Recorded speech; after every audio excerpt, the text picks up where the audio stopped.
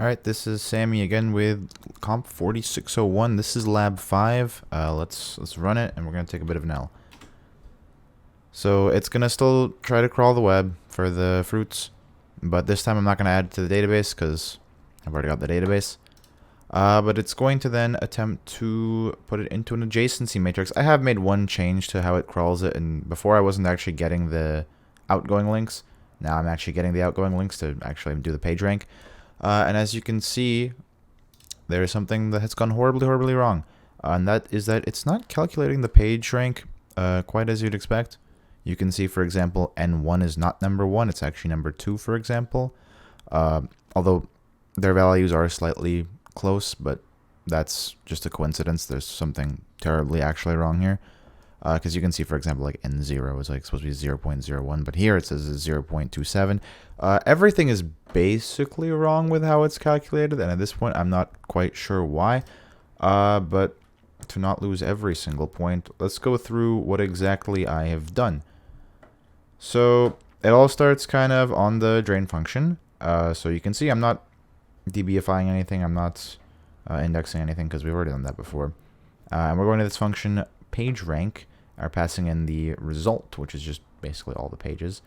And so the first thing we want to do is we want to actually put our crawled data into a matrix. And to do that, essentially, I have done, so you can see P equals new matrix, init matrix pages. And so this is the stuff down here. So what this does is we go through all of the pages, and we're basically making a list of key value pairs where the key is the URL to the site, and then the value is just like another set of key value pairs where it's like the link of every site plus and the value for that is a 1 or a 0 depending on whether it's visited it or not. And then we just take this list and then we matrixify it, which is just this function here. And essentially that's just saying, okay, so for every single row, which is every single key in that key value pair we made in the init p matrix, so that's our row, and we just want to take all the 1s and 0s and just put them as the columns for each row. And so that's what that does. And then it's going to try to do the matrix math that we need from the slides. So it's going to try to first eliminate the 0 rows, and then it's going to divide the 1s. So for eliminating the 0 rows, we just check, if the row includes a 1, or sorry, if it doesn't include a 1, we're going to go through each element of the row, so every single column, and we're going to make it so that it is 1 over p.length, which is basically just saying 1 over 1000. And then we want to divide the 1s. So we're just going to go through every single column. We're going to check how many 1s are in that column, or in that row, rather. And then we're just going to say, okay, it's going to be that divided by the amount of 1s we counted. And that's basically just going to give us back our new matrix. So we're going to say let n equals p.rows. I got to just hard-coded this to 1000. Doesn't really matter. We're going to set our alpha to 0.1 as per the spec. We're going to set our threshold to 0.0001 as per the spec again. I'm going to say xj, which is just basically the result after we do what's called the matrix multiplication.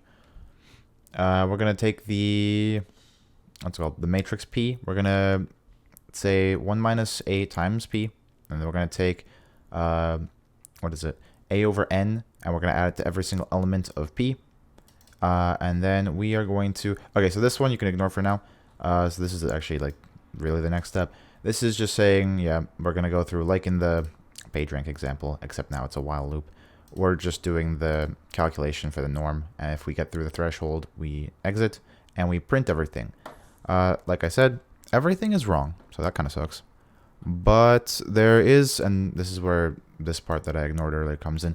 So the thing with the matrix is, it's supposed to end up, the sum of the entries of the matrix should equal 1000, and it basically does equal 1000, which means I'm not really sure where the math has gone wrong, but something has definitely gone wrong, but not wrong enough to be visible through this calculation. So let's move on to the lab questions, because that's probably the only way I'm getting marks back for this. So I've already kind of described question 1, but what about question 2? So raising the alpha for me, it basically just made all the scores lower, and then lowering it made the scores higher, which I forgot to type. But yeah, that is basically it. I think this is probably the easiest one to grade, or maybe the hardest.